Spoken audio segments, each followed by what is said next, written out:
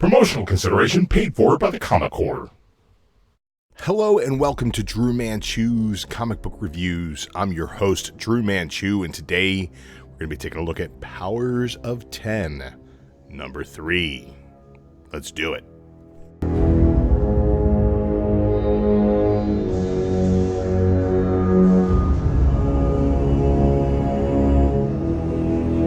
Guys, the Dawn of X story arc by Jonathan Hickman has been a wonderful relaunch for the X-Men.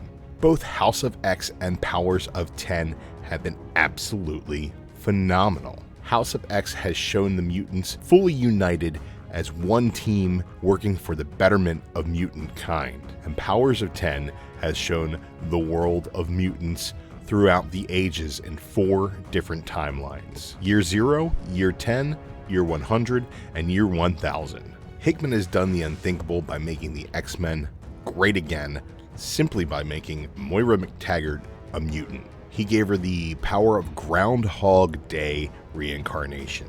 She lives her same life over and over and over again with all the knowledge of her previous lives. She's used that knowledge to unite Magneto and Charles Xavier for the betterment of mutant kind.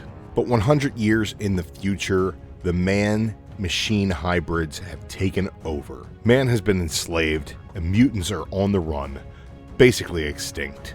The few mutants that are left are being led by Apocalypse, and they're on a mission to find out when Nimrod went live. They stole the index so they can know where to find the information. Now they just need to go and get it. So issue number 3 of Powers of 10 starts with Nimrod and the mutants on a collision course. We open up on year 100 with a robot priest blessing a baby, a human baby, with a techno-organic virus of some sort.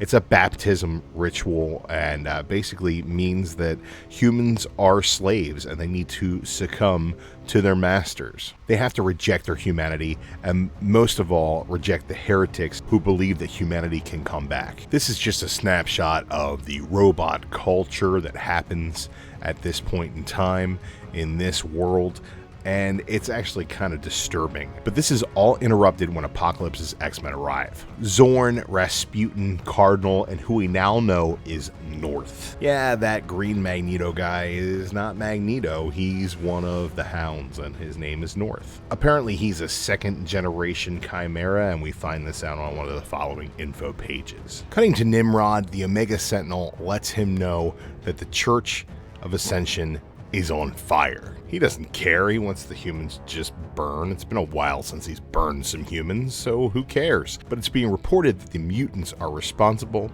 and she wants to investigate.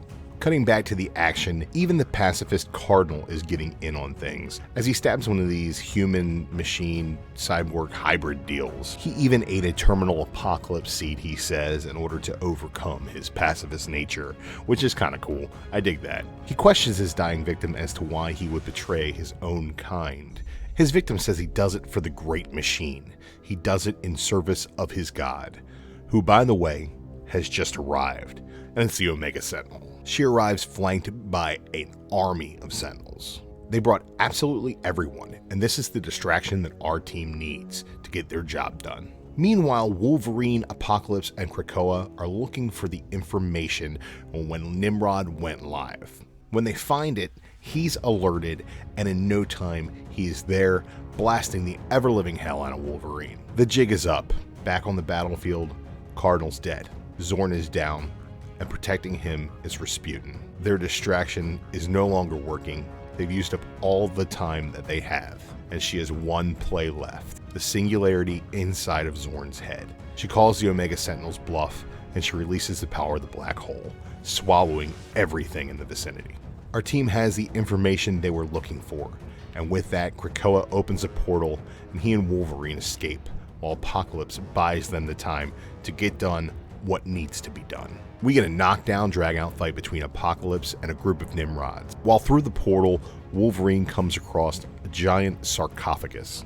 Apocalypse does his best, but he goes down swinging. But we realize that inside the sarcophagus is Moira McTaggart.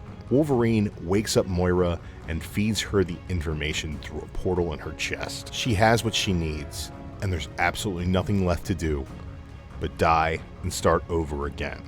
And Wolverine shoves his claws into her midsection. And so ends the 9th life of Moira McTaggart. What the heck, guys? Jonathan Hickman is messing with our heads. All along, we thought that this was the House of X timeline 100 years in the future. But guess what? It's not. This is the 9th timeline. This is the Apocalypse timeline. This is how Moira got the information on how to destroy Nimrod in the first place. This is how they know that Cyclops is going to be on his way to destroy the Mother Mold at the right time. This is the turning point of this story. This is awesome. I absolutely love it. Jonathan Hickman is weaving a really great web here, and it just keeps getting better step by step by step. We get a brand new updated infographic of the timelines of Moira X. We still don't know what's happening in year 6, but we know now what happened in year 9, and we know now what's going to happen in year 10 up to a certain point. This is just another branch on the tree of Hickman goodness. This book is amazing. Every time I pick up a new issue of House of X or Powers of 10, my mind is just absolutely blown. This is a fantastic story. It's a must read. You guys got to check this out. Not to mention the RB Silva art is just absolutely killer. We get these X-Men in action finally. We get more action panels in this book than we've seen so far, and all the others combined. It's just one big great mission happening in year 100 of the 9th timeline. This is absolutely killer. And it's also, it bends my brain because what's going on in the rest of Powers of 10? Is the Ascension timeline the same? I don't think it is. I think the Ascension timeline has got to be a different timeline. So we're looking at 1,000 years in the future in one of these timelines. Which one? Who knows? Maybe it's timeline number 6. Maybe it's what happens in timeline number 10. Maybe it's what happened after the death of Apocalypse in timeline number 9. We will not know until Jonathan Hickman decides that it's time to tell us, and I can't wait to find out. We get a lot of different infographics in here as well. We get a breakdown of the surviving mutants, which breaks down the 4 horsemen of Apocalypse, which tells us that Pestilence is north. The Green Magneto is a 2nd generation Chimera. That's pretty badass. Krakoa and Cypher are a symbiotic situation there, and we called that in the last issue. All the threads were dropped for that, so we got a chance to pick that up. Powers of 10 number 3 does not disappoint. It gives you more what you want out of the story, and it leaves you thinking that everything you know so far might mean absolutely nothing. This is killer. It's must read. This is a 5 out of 5, guys. 5 out of 5. Knocking it out of the park. I hope you enjoyed that video. If you did, make sure you hit that like button, give us a subscribe, and hit that notification bell. That way you know anytime the Comic Core is going live. Alternatively, if you'd like to support us monetarily, you can buy some of our Comic Core t-shirts. They're available on our TeePublic store. Click the link in the description below, or just go to the TeePublic website, type in Comic Core, and then shop till you drop. Do you have a hot date coming up? Maybe a job interview? We're putting up new designs all the time. You can check out this Dru Manchu Bebe t-shirt. Impress your friends, your neighbors, and potential employers with your style. They're available in a plethora of different colors.